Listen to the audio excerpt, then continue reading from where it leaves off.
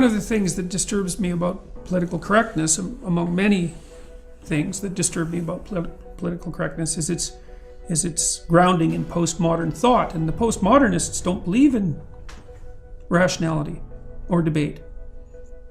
They think that's actually part of what they're fighting against. That's part of logocentrism. The idea that you can bridge the gap between two people with conversation. They just believe that's a strategy, a ploy on the part of the people who have power to maintain their power and to justify it by engaging in the pretense of negotiation. And it's part and parcel of their philosophy. And yes, increasingly we're teaching our students that, because the postmodernists they've certainly invaded the education system. I mean, and not just the universities, also increasingly through the faculties of education.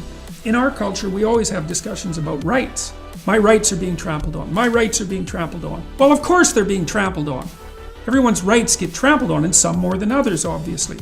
But there isn't a dialogue about responsibility. That's what the dialogue should be about. It's like, yeah, you're oppressed, but you're not as oppressed as a bunch of other people. So are you the oppressor or are you the oppressed? Which one? You see these Ivy League students who are agitating on behalf of the oppressor, or of the oppressed. It's like they're irritated because being in the top 1 in 1,000 people in the world isn't enough. There's somebody who is better off, who's 1 in 10,000 or 1 in 100,000. They point to them and say, well, you're the oppressor because, you're 1% of the 1% and I'm just the 1%. But, they forget about the starving masses in the rest of the world in relationship to whom, well, they're obviously oppressors. You're oppressed. Okay, fine. You're the oppressor too. You're the victim. Okay, fine. You're the goddamn perpetrator too. So maybe you should take some responsibility for that. And no, it's not that. We're not going to do that. Someone else is going to be the perpetrator. That's convenient. If it's always someone else, then all the good is on your side and all the evil is on their side. And once you put all the evil on someone's side, then the next thing to do is to take whatever action against them you see fit. And why not? Because that's where all the evil resides. That just makes you good. What are you going to do? Put up with it? So, and we're busily teaching our young people that as fast as we possibly can. So, and I think it's motivated in part by this postmodern cancer whose goal is to gnaw on the roots until the whole corrupt, oppressive, patriarchal system. So that's the tyrannical king, right? That's the mythological projection of the tyrannical king who eats his own children. That's the mythological idea behind the patriarchy. We'll gnaw on that till it falls over. Well, and then what? Well, then, I don't know what? What? The equity utopia will magically arrive. God.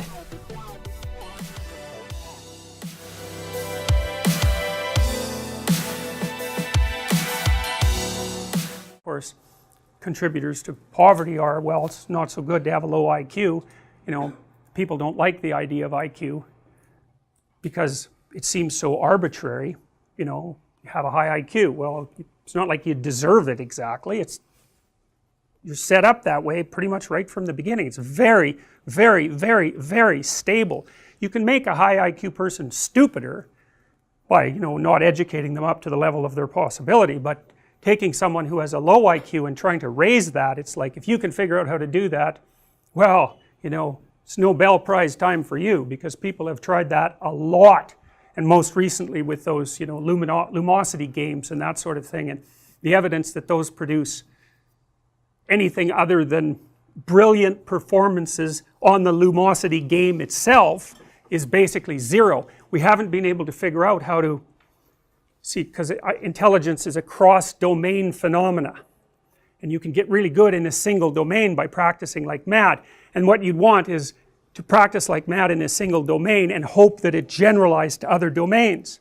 That's the holy grail of intelligence increase. It's like, no. No one's done it. People claim it, but the claims never hold up. And people have been trying for a long time to do it, and they haven't been able to do it. And differences in IQ really make a difference. You guys, average IQ is probably 125, 130, at 115 you're at the 85th percentile, and 115 would barely get you going for a hard university. 130 you're probably graduate school material. 145 you're up there at the range where you can probably do pretty much whatever you want, although as you get smarter the scatter between your abilities increases, so you might have a very high verbal IQ but not be so good at mathematics, or the other way around. But it's a massive contributor to lifetime success, and I don't know what to do about that. I mean, why do smart people make more money? Well, they get to where the edge of production is faster. So if you have 1,000 people and you rank order them by IQ, the smart people are going to come up with the new ideas first, and they're going to have more ideas, and they're going to strategize better. And with an IQ of 90, which is 15% of the population, you think about that, it's 15% of the population. That's pretty much the threshold for reading instructions and being able to follow them. So, and our society is increasingly sophisticated, so it's by no means obvious. The liberals think, well, this society is unfair because there's unemployment, and the conservatives think, well, there's a job for everyone, but none of them think, well, there are massive, massive, massive differences in people's ability, far greater than anyone realizes, and that poses a structural problem. Yeah. So there's this interesting phenomena that's very characteristic of societies, I believe pretty much everywhere it's being studied. Now, you can calculate an index called the Gini coefficient. And the Gini coefficient is a number that represents how much inequality of income distribution there is in a given geographical area. So you could calculate a Gini coefficient for a street, or an area in a city or a state or a country. You can do it at all those levels. And what you find is, you always hear this idea that poverty causes crime. That's a classic left-wing idea, but it's wrong. It's seriously wrong, and it's importantly wrong, and it's definitively wrong. Not only that, so there's no argument about this. It's already been established. What causes crime, especially aggressive crime, is relative poverty. And relative poverty is not the same thing as poverty at all. It's seriously not the same thing. Poverty is when you don't have enough to eat. Relative poverty is when the guy next door has a much better car than you. So, and there's lots of relative poverty in the United States, and there's some absolute poverty, but even the absolute poverty in the United States is nothing like the absolute poverty, say, in places like India or in sub-Saharan Africa, where absolute poverty means you have nothing. Now, what's really interesting about the Gini coefficient is that if you go to places where everyone, roughly speaking, is poor, say by national standards, I think South Dakota was often used as an example, or maybe one of the maritime provinces, like Newfoundland, where there's low average income, but it's pretty flat distribution. There's almost no crime. And if you go to places where everyone's rich, then there's almost no crime. But if you go places where there are poor people and moderately well-off people and rich people, and the distribution is really steep, then the rate of aggressive behavior among young men, and it's usually within their own ethnic group, starts to skyrocket out of control. And the reason for that seems to be that if the dominance hierarchy is too steep, then the young men have no likelihood of climbing to a dominant position while playing the standard social game.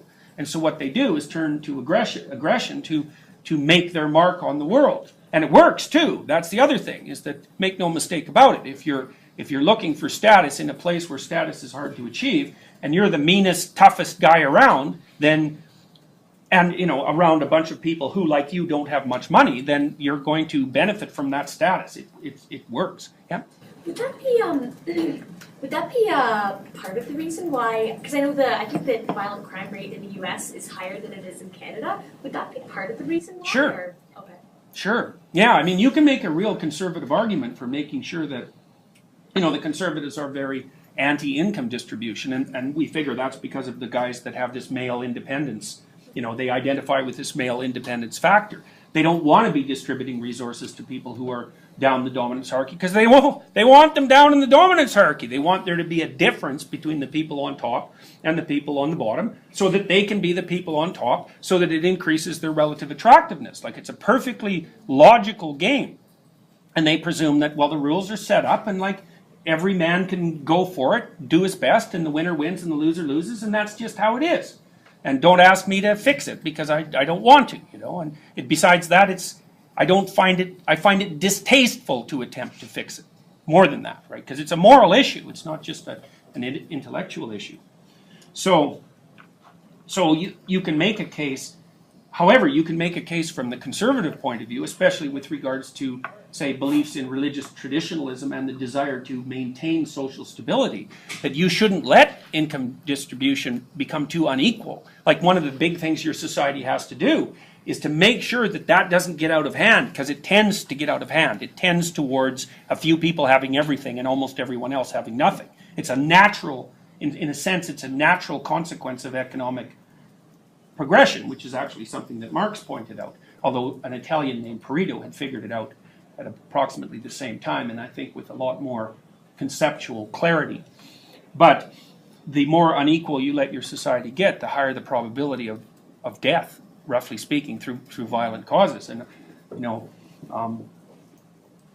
but I'm telling you why it is that, you know, men want to climb the dominance hierarchy, and the reason they want to climb the dominance hierarchy is because that's how they get access to women. I was going to actually ask earlier in this discussion when you were talking about the familiar and the unfamiliar and the structure.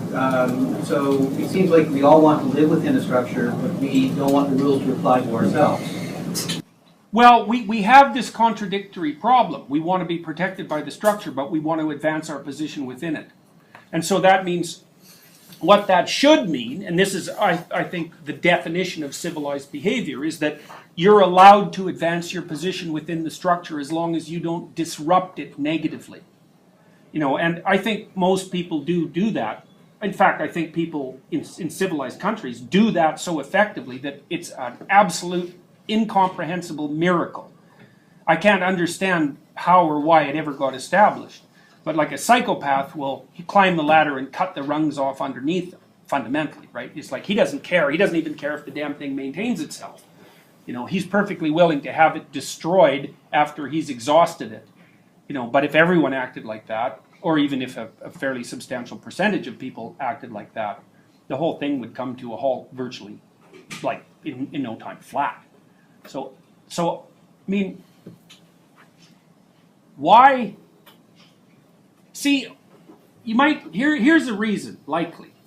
You know, because one of the things we were talking about was masculine violence. Now, the thing about masculine violence is it only tends to emerge in situations where there don't seem to be any other reasonably viable means of advancing status.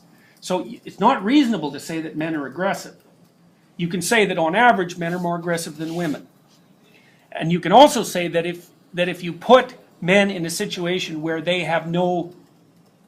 can see status differences, but they have no means of moving forward, that they're likely to turn to aggression as a way of establishing dominance. And then you can say that that's the reason for that is because it makes them more attractive.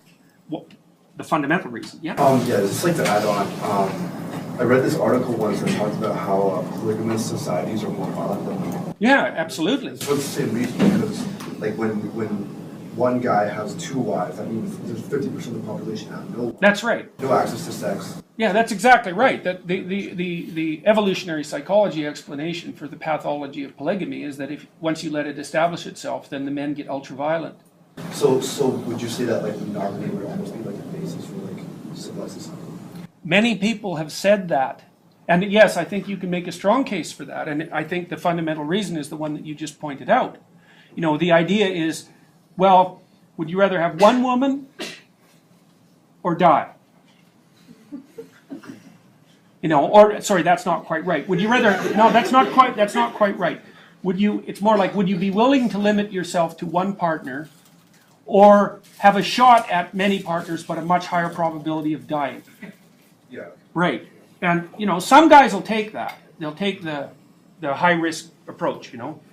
So now, this doesn't eliminate the difference in individual differences in determining who's going to be aggressive, because what will happen is that as the Gini coefficient pressure rises, the more aggressive men, the men who are more aggressive by nature, will get more aggressive first, right? So you can imagine it's a threshold phenomenon in some sense. So, and what I should tell you as well is the relationship between the Gini coefficient and male-on-male homicide isn't like 0.2 or 0.3, which is about the correlation that you'd get if you were predicting something like that using personality. It's like 0.8 or 0.9. It's like it eats up all of it. It's the explanation.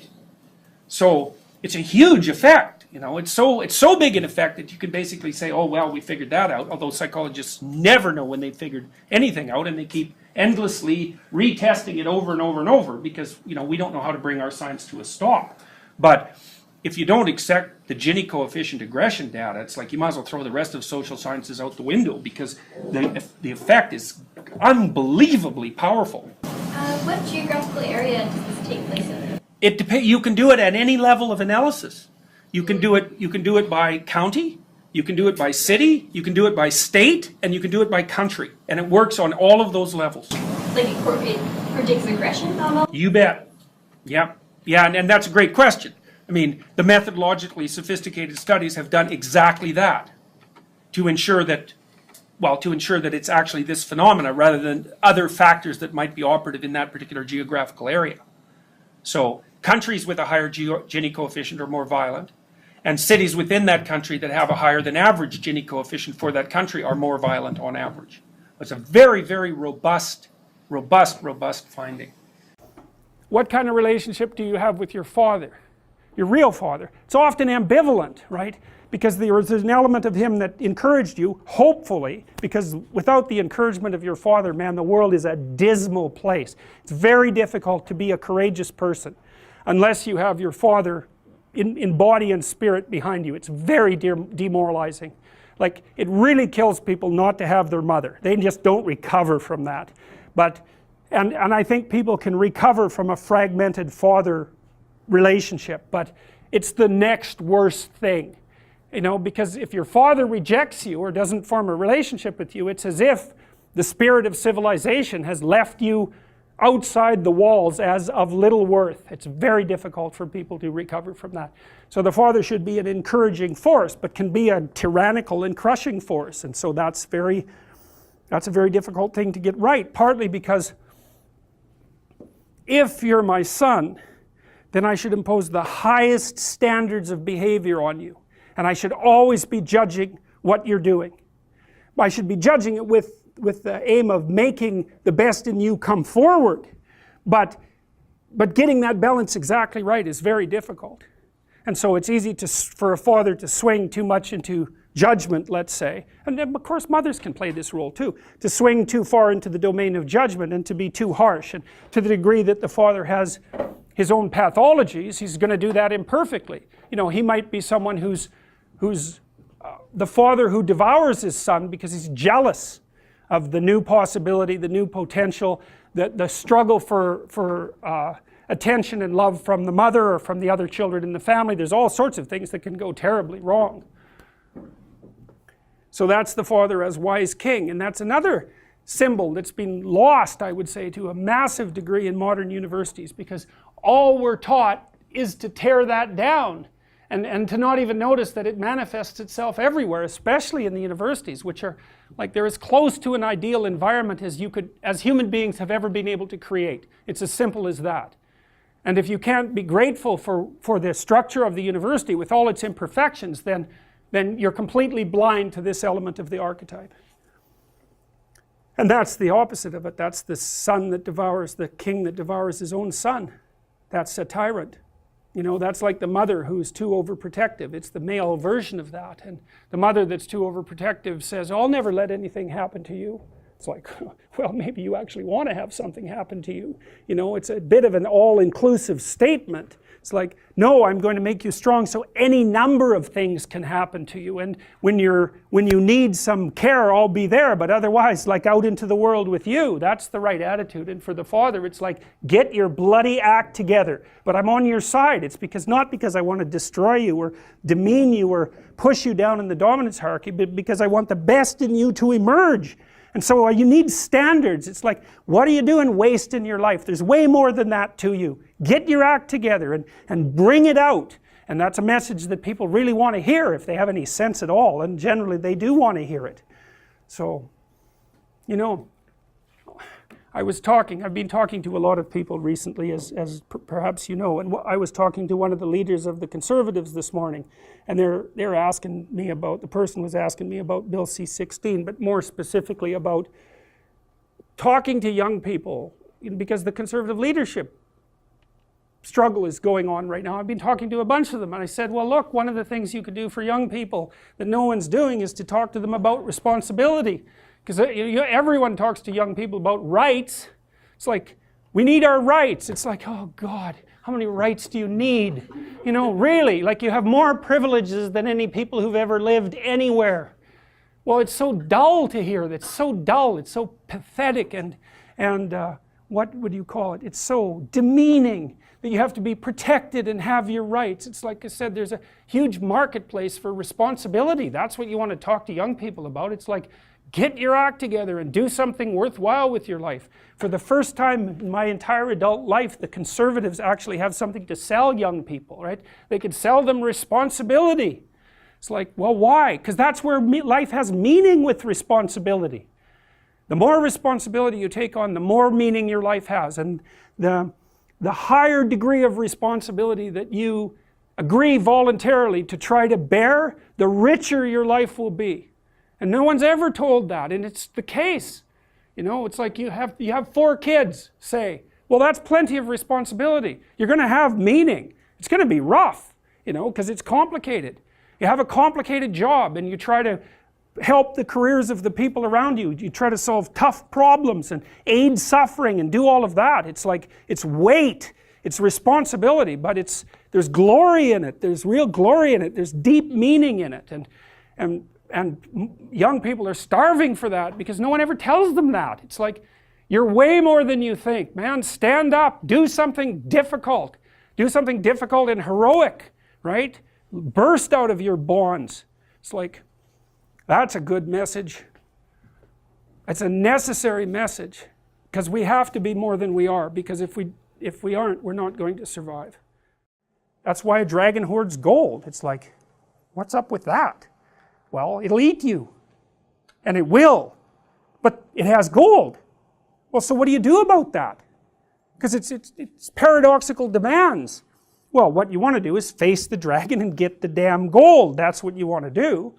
Well, you have to be a paradoxical being even to do that. So, you know, in The Hobbit, for example, when, what's his name? Frodo, right? It's Bilbo. It's Bilbo in The Hobbit. You know, he's kind of this little underdeveloped, overprotected shire dweller, and he's called on a great adventure to go and find the dragon, and he has to become a thief in order to manage it. Well, that's pretty weird, you know. It's like, well, it's because as a good citizen, he's just not enough to conquer a dragon. He has to also become a bad citizen in some sense. He has to incorporate the part of himself that's monstrous, let's say, and develop that and hone it. And that's to say that, well, if you're harmless, you're not virtuous. You're just harmless. You're like a rabbit. A rabbit isn't virtuous. It just can't do anything except get eaten. It's not virtuous. If you're a monster and you don't act monstrously, then you're virtuous. But you also have to be a monster. Well, you see this all the time. Harry Potter's like that too. It's like he's flawed, he's hurt, he's got evil in him. He can talk to snakes, man. He breaks rules all the time. All the time. He's not obedient at all. But, you know, he has a good reason for breaking the rules. And if he couldn't break the rules, him and his little clique of rule-breaking, you know, troublemakers, if they didn't break the rules, they wouldn't attain the highest goal. So it's very peculiar, but it's a very, very common mythological notion. You know, the hero has to be a monster, but a controlled monster. Batman is like that, you know. I mean, it's everywhere. It's the story you always hear. Is this where morals become ethics? Meaning, you have to be more precise. I feel like, because everyone's moral, but in order to become ethics, you have to refine the morals. So you have to kind of go into... Well, that's a good question, you know, because one question is, you know, you're kind of implicitly moral insofar as you're socialized. But that's sort of procedural, it's just built into you. This is different. This is also becoming conscious of it and expanding out your personality into dimensions that it wouldn't normally occupy. So this happens to people all the time. So, for example, lots of my clients, my clinical clients, are too agreeable. And they're generally women, because women are more agreeable than men, but not always, because I've had agreeable men as clients as well. And what happens is they're resentful and they don't know how to stand up for themselves, and it's because they're very compassionate by nature. And so if you're entering into a negotiation with them, they'll let you win. Well, that's not so good, because you know you need to win too, especially if you're in an organization of adults where there's a struggle, right? When you have kids, you can let them win, especially infants. You have to let them win, and that's partly why compassion is so necessary. But as a basis for negotiation between adults, it's like, sorry, it's insufficient. You have to be a bit of a monster so that you can say no. And so a lot of what you do in psychotherapy is treat people's anxiety and depression. That's a huge chunk of it. Help them straighten out the way they think. That's a huge chunk of it. But another chunk of it is, well, let's toughen you up. You know, let's put you in a position where you can bargain. Let's teach you how to assert yourself and stand up for yourself. And that's assertiveness training, and it's a huge chunk of psychotherapy.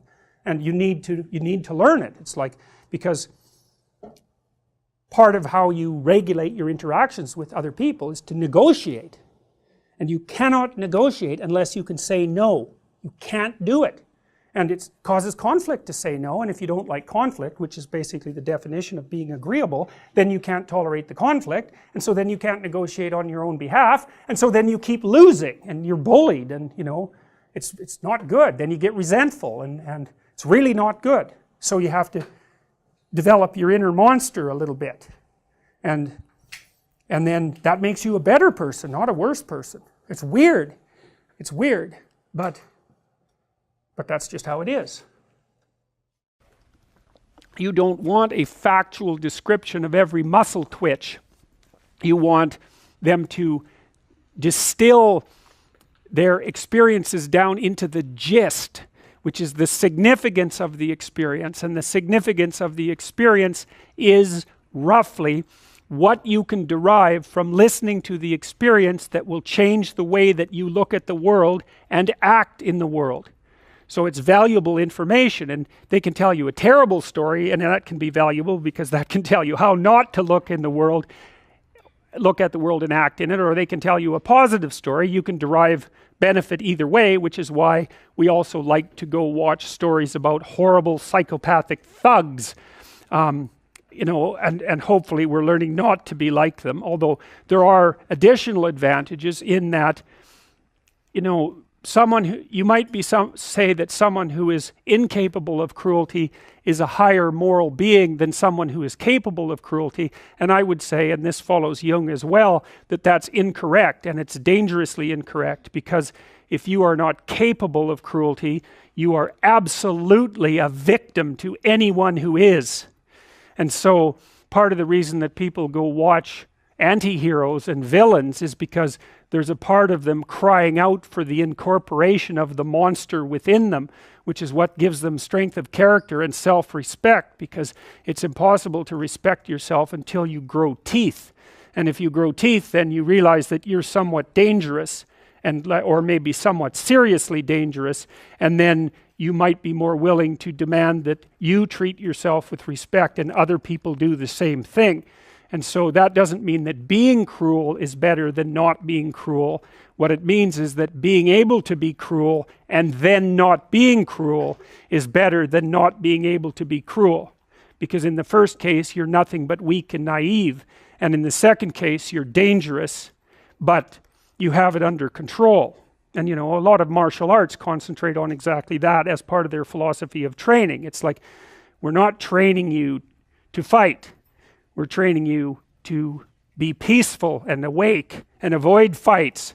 But if you happen to have to get in one, and I guess the philosophy also is that if you're competent at fighting, that actually decreases the probability that you're going to have to fight, because when someone pushes you, you'll be able to respond with confidence, and with any luck, and this is certainly the case with bullies, with any luck, a reasonable show of confidence, which is very much equivalent to a show of dominance, is going to be enough to make the bully back off.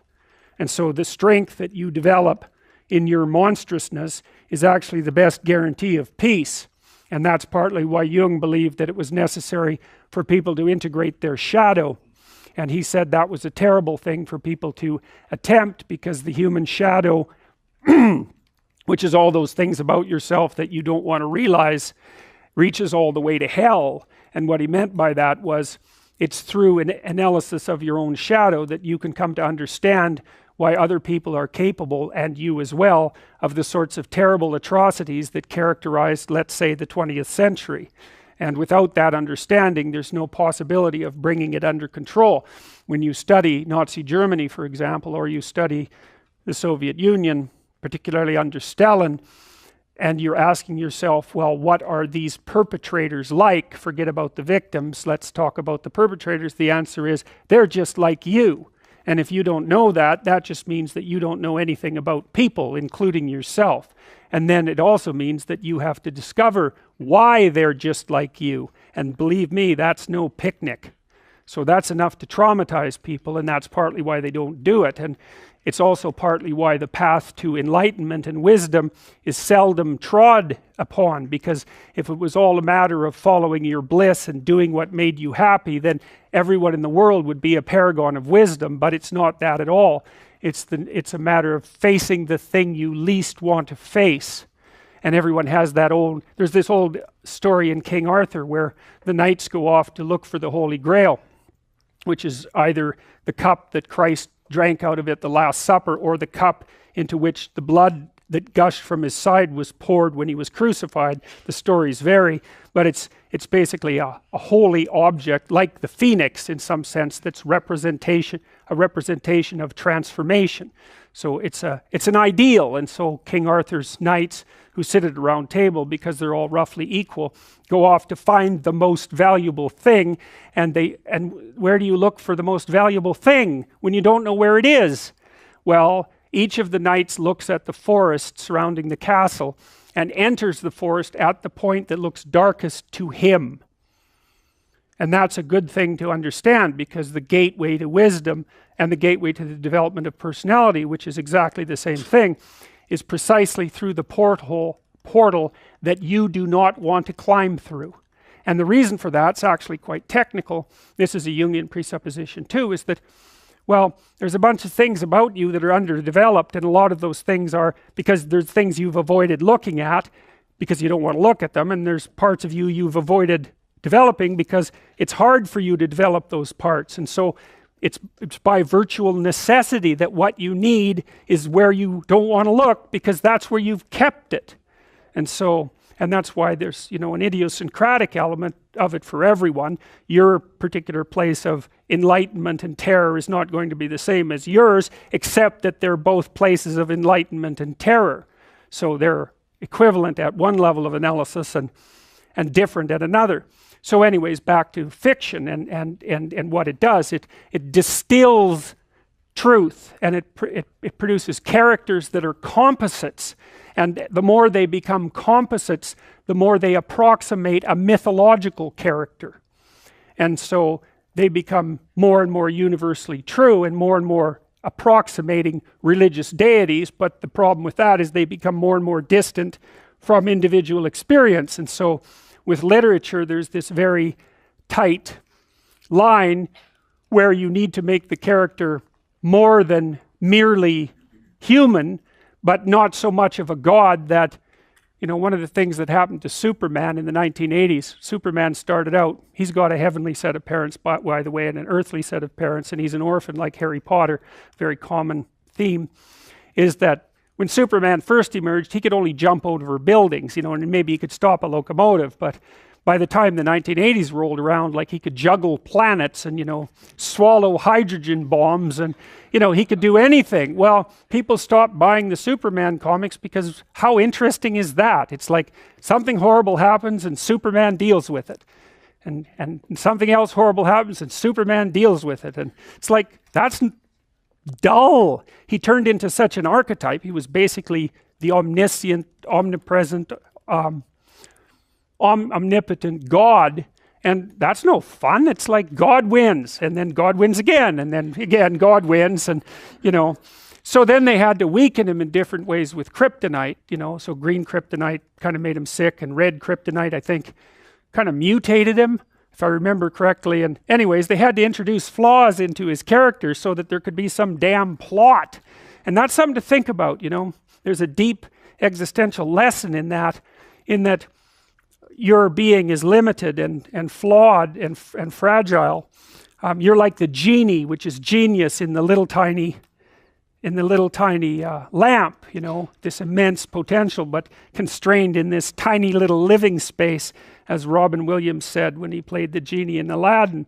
But the fact that you have limitations means that the plot of your life is the overcoming of those limitations, and that if you didn't have limitations, well, there wouldn't be a plot, and maybe there would be no life. And so that's part of the reason why perhaps you have to accept the fact that you're flawed and insufficient, and live with it and consider it a precondition for being. It's at least a reasonable idea. So anyways, one of the main characters is the country, the known, the explored territory. We went over that a bit, and it always has two elements. I mean, your country is your greatest friend and your worst enemy, you know, because it squashes you into conformity and demands that you act in a certain manner, and reduces your individuality to that element that's tolerated by everyone else, and it constrains your potential in a single direction. And so it's really tyrannical, but at the same time it provides you with a place to be and all of the benefits that have accrued as a result of the actions of your ancestors and all the other people that you're associated with. So there's the good tyrant, or the bad tyrant, and the good king, and those are archetypal figures, and that's because they're always true, and they're always true simultaneously, you know, which is partly why I object to the notion of the patriarchy, because it's a it's the what do you call that? It's the apprehension of a mythological trope, which is that of the evil tyrant, without any appreciation for the fact that the archetype actually has two parts, and the other part is the wise king. And, you know, you can tell an evil tyrant story about culture, no problem, but it's one-sided, and that's very dangerous, because you don't want to forget all the good things that you have while you're criticizing all the ways that things are in error. That's a lack of gratitude, and it's a lack of wisdom, and it's founded in resentment, and it's very dangerous, both personally and socially. We certainly choose each other for self-awareness and consciousness and intelligence. And I don't, you know, if you're choosing a mate, there's an arms race in human beings. We're choosing intelligent mates, that's especially the case for women in relationship to men. So that the idea that that's a choice, well, that's partly why it's Eve that makes Adam self-conscious in the Garden of Eden, right? She offers him the apple. She's the one that makes him self-conscious. And I think that's actually accurate, because the evidence from the evolutionary biologists is that female sexual selection was one of the driving factors that differentiated us from chimpanzees. It's a major factor. Chimpanzee females are not selective maters. They go into estrus, they'll mate with anything. What happens is the dominant males chase the subordinate males away, and so they end up leaving more offspring, but it's not a consequence of selection on the part of the females. In human beings, it's completely different.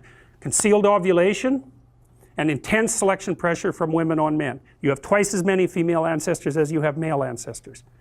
And people can never have a hard time working that out arithmetically, but it's not that problematic. You just think on average every woman had one child. Half of men had none and the other half had two. And that's approximately correct if you average across the entire history of human sexuality. So human males in particular are subject to vicious selection pressure on the part of females, and I also think that's partly why nature is represented symbolically as female among human beings, because after all, nature is what selects. There's no better definition of nature than that which selects. There's another way of representing it. The dragon of chaos stands for the potential that surrounds us. Inside of that, there's the unknown that you actually come into contact with, right? That's the unknown as it actually manifests itself in your world as something you don't understand, instead of just the potential for that. Because we say, look, you know perfectly well that as you're sitting here, there's all sorts of things you don't know everywhere. But where are they? Well, they're not manifesting themselves at the moment. They're only in potential. But we could have a discussion that became argumentative. And then all of a sudden, it would be as if emissaries of that unknown had entered the space. And that's the unknown that's defined in relationship to what you know. That's what you actually experience, instead of it only being potential. It's a tough thing to get because they're both unknown, right? You think, well, how can there be two different categories of unknown?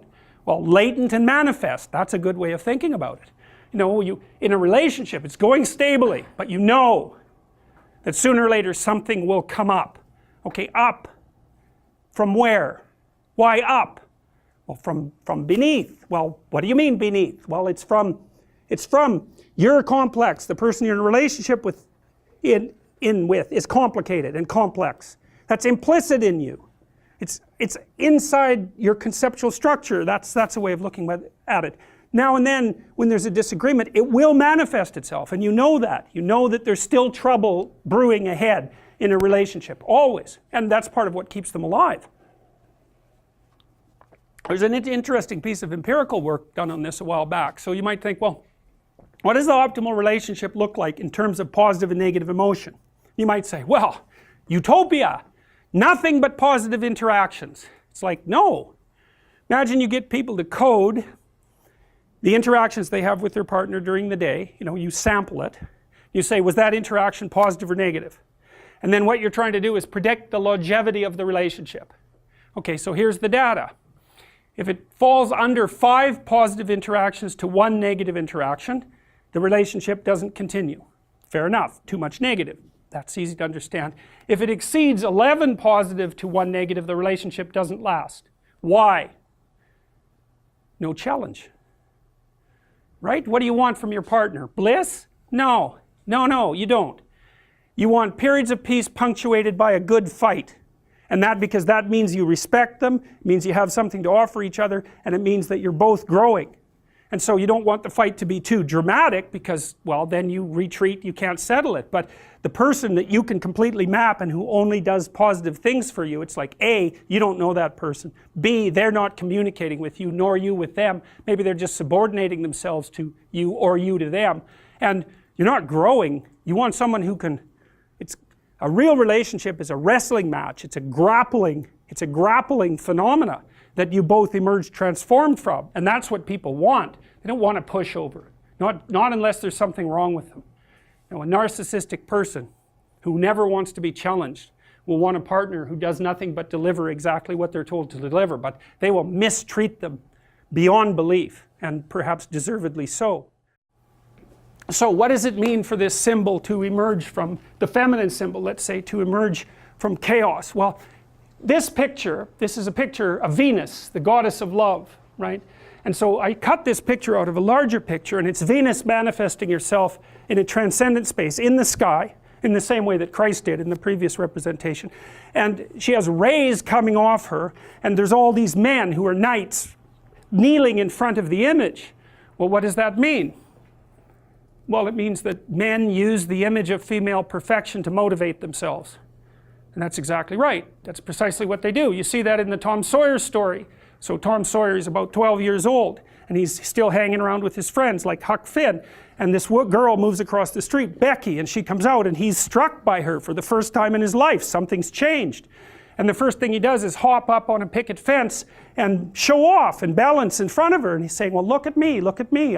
He's like the male bowerbird building something beautiful so the female will approve of it. And it's motivation.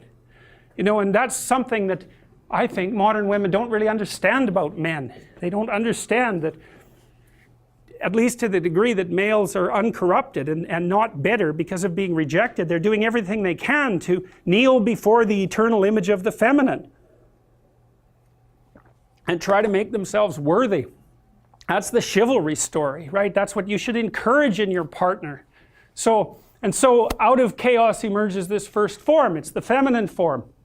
It's partly the form that represents novelty as such.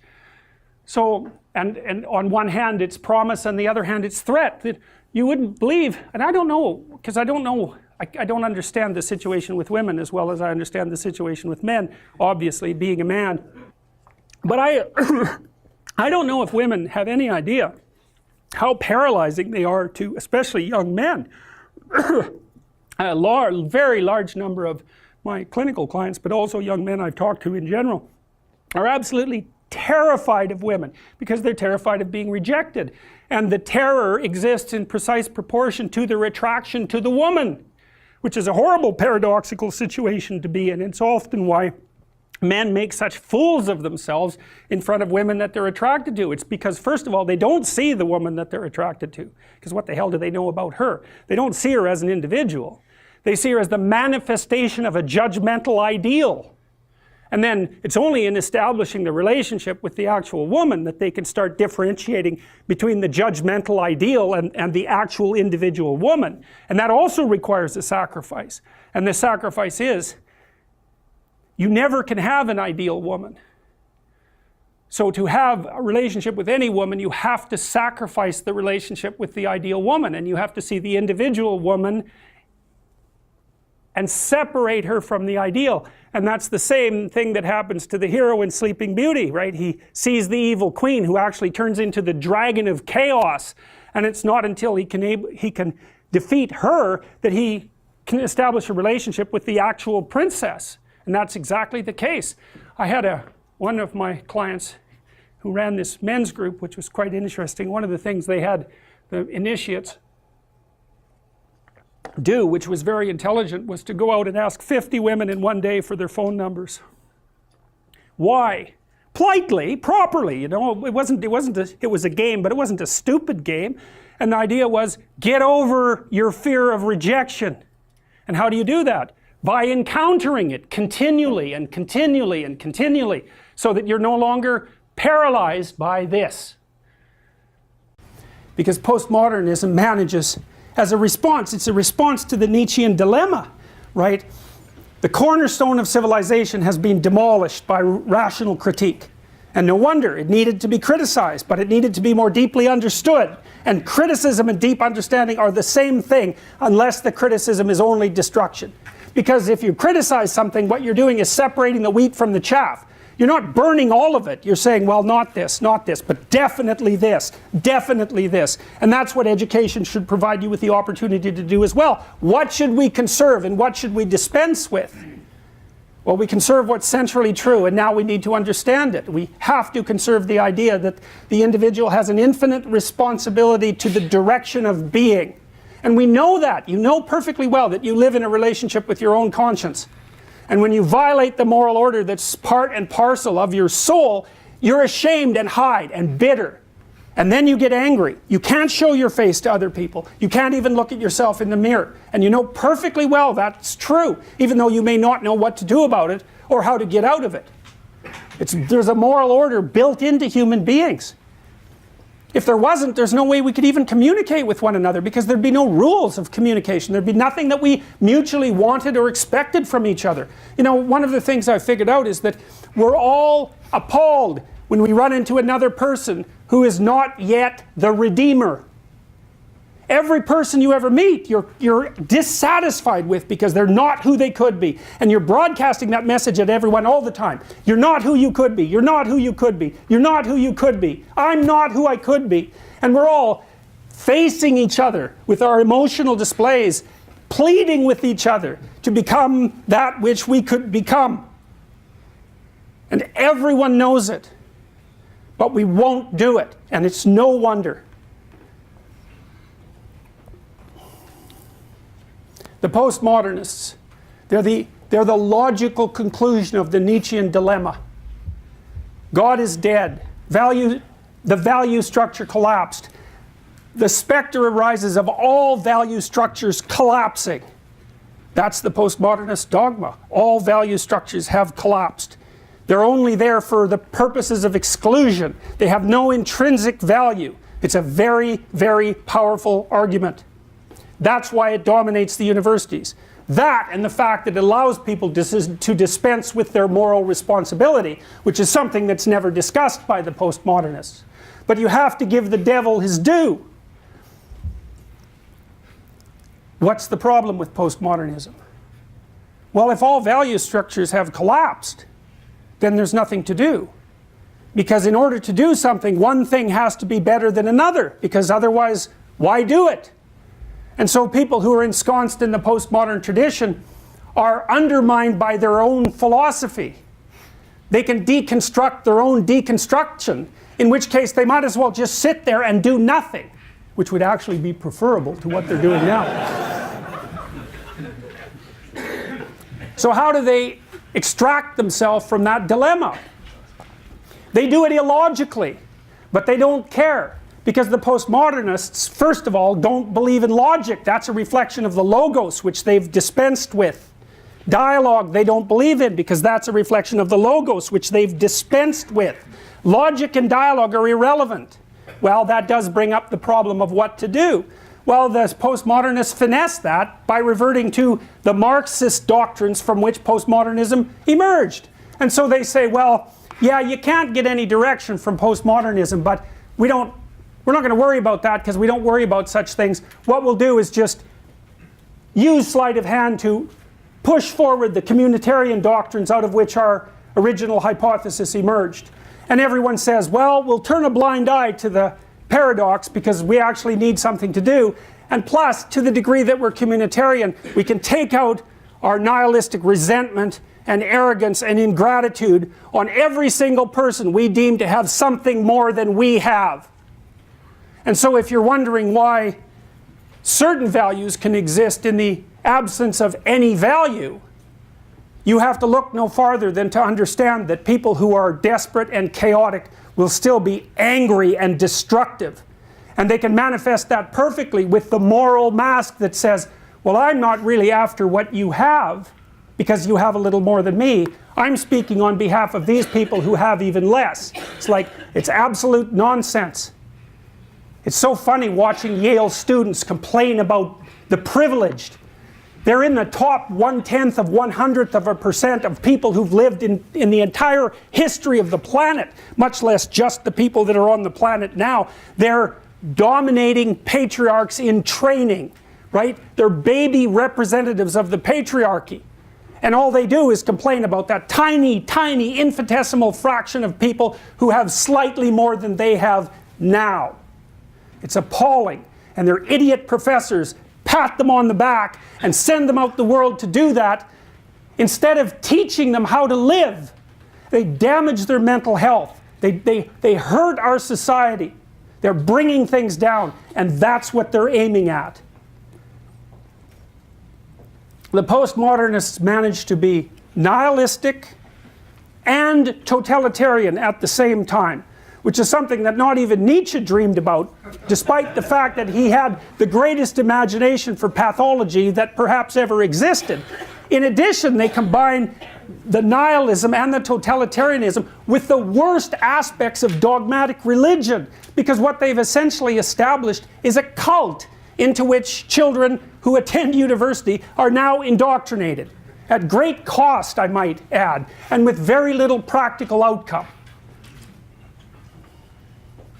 What's the alternative, given that they have a point?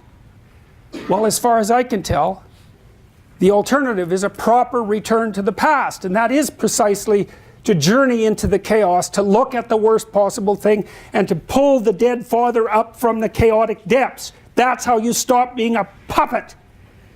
Someone whose strings are being pulled by forces they do not understand behind the scenes.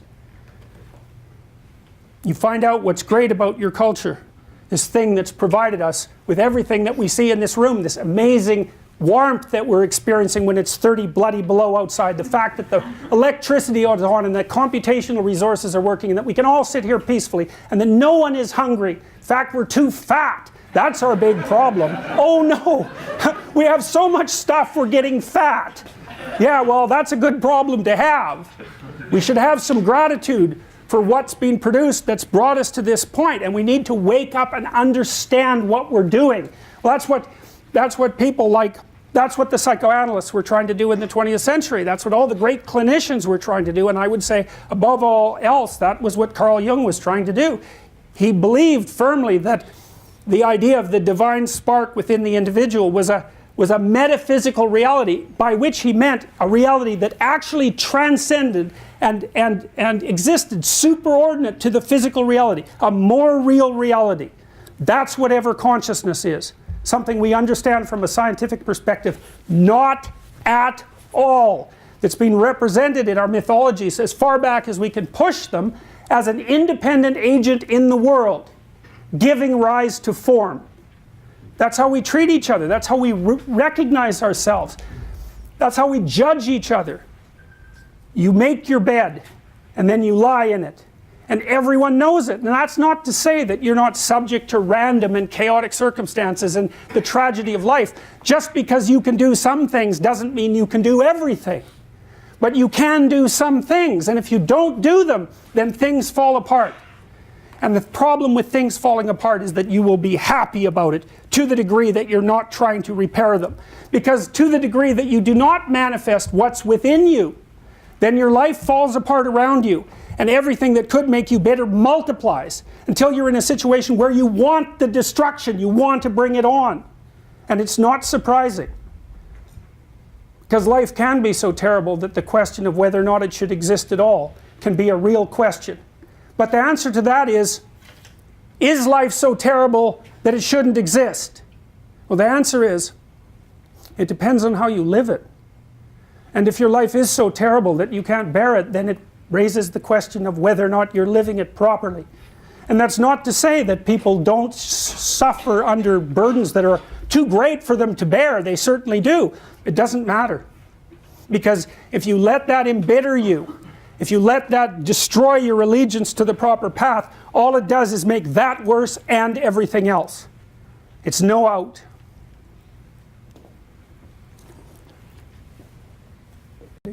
So, yes? I'm very interested in your comments on this phrase, Western culture is committing suicide. Why is that happening? Guilt. Yes, what guilt? Expand please. Whose guilt? What guilt? Well, there's lots for people to be guilty about. You know, I mean, you might say, to what degree should you bear the horrendous guilt of your ancestors? And that's a really hard question. I mean, because the radical left answer would be, to the degree that you're privileged by your ancestry, you should bear their guilt.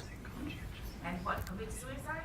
Well, yes, the question is then what do you do? Well, what you should do is, what I suggested today, I would say, is take responsibility for your lives and understand that what you have came at a terrible cost and that you have an ethical obligation to use it properly, and that would be sufficient to pay for the sins of your ancestors, so to speak. I think it's absolutely reprehensible that the radical left dares to attribute to ethnically identified groups collective guilt. There's absolutely no excuse for that. It's completely murderous, and that should be rejected out of hand. So, but that's independent of the issue about what you should do, given that part of your wealth is a consequence of historical catastrophe. So you should try to sort that out, roughly speaking, and for everyone's benefit, but not necessarily because you're any more guilty personally. You're guilty as hell personally, but so is everyone else. That's the critical thing. So is everyone else. Okay, I would like to answer that question, but I can't. And the reason, there's two reasons for that. The one is that there's a large element of the answer that has to be legal, and I can't do that. And the other part of it is because I'm actually too tired to formulate a coherent response to that. So, and I don't want to formulate an incoherent response. So I'm sorry that I can't be, I mean, obviously I believe that people's right to communicate should be as untrammeled as possible, but to bridge the gap between that and your specific concern requires a feat of mental energy that I can't do at the moment, and maybe ever. At the back? Hi there. Just one quick note before I get into my two questions I have. As a gay male, I want to say thank you for speaking the truth on the whole pronoun thing, because that drives me absolutely ballistic in today's society. Now, two quick questions. I want to get your view on the social construct of a safe space that universities like my own here at U Ottawa have tried to push on us. Yeah. And as well, I want to understand what your view on this whole white privilege thing is that universities like U Ottawa, U of T, Yeah. Ryerson, Yale, all these other universities are trying to cram down. Yeah, well, I think the idea of white privilege is absolutely reprehensible. And it's not because white people aren't privileged. You know, we have all sorts of privileges, and most people have privileges of all sorts, and you should be grateful for your privileges and work to deserve them, I would say. But the idea that you can target an ethnic group with a collective crime, regardless of the specific innocence or guilt of the constituent elements of that group, there is absolutely nothing that's more racist than that. It's absolutely abhorrent. I can't... Yeah. I mean, if you really want to know more about that sort of thing, you should read about the kulaks in the Soviet Union in the 1920s, Kulaks, because they were farmers who were very productive. They were the most productive element of the agricultural strata in Russia.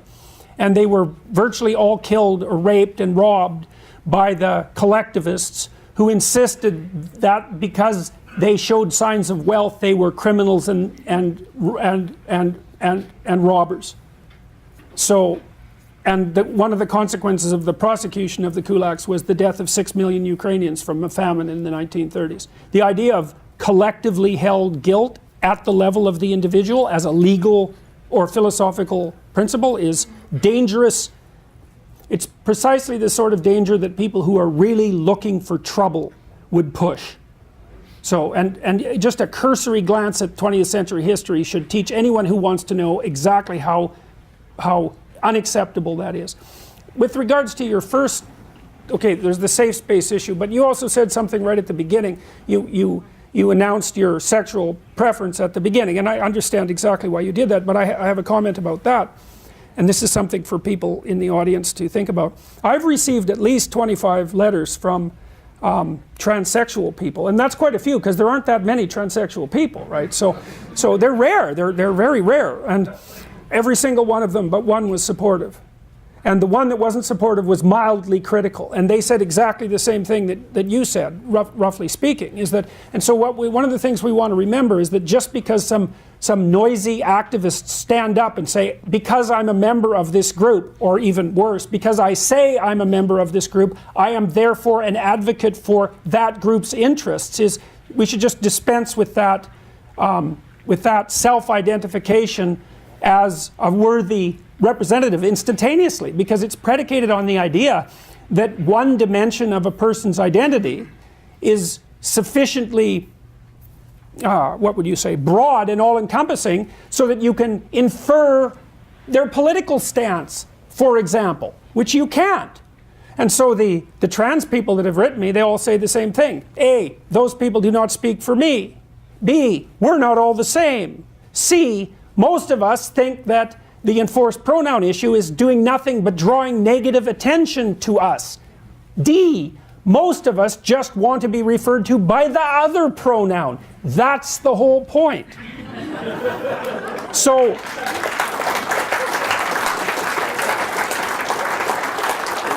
so this has been very, very reassuring to me, because one of the things I presumed right from the onset was that there was no evidence whatsoever that this nonsensical legislation and the postmodern idiocy behind it is in fact demanded by this community, or that it will in any way be in anyone's best interest. No, I don't buy it.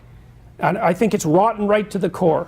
So, and then the safe space issue. It's like, if you need a safe space, see a therapist. Really. Really, university is not a safe space. If university is done right, it is a radically unsafe space. If you want to go somewhere and get yourself taken apart intellectually, and then hopefully put back together, then you go to university. Everything you believe should be challenged in every possible way, but not in a destructive sense, right? Like when you're renovating a house, you don't just burn it to the ground and walk away. That's what the postmodernists do to adolescence, by the way. You dismantle it in consultation with its occupant, attempting to build something more beautiful and functional on the foundation. It's not a safe space. You know, in my classes, and I tell my students this right at the beginning, I'm trying to get them to understand why they are Nazis. Right, there isn't anything more unsafe than that. And all of them, virtually all of them, write back to me afterwards and say, this was the most worthwhile class I've ever had in my life, and it changed my life. It's like, well, I'm teaching you the worst possible thing about yourself. And your response is, oh, that was so useful, and I'm way better than I was. You know, but it's in keeping with the idea that you need to be exposed to things that you fear and hate, because that's where salvation lies, roughly speaking.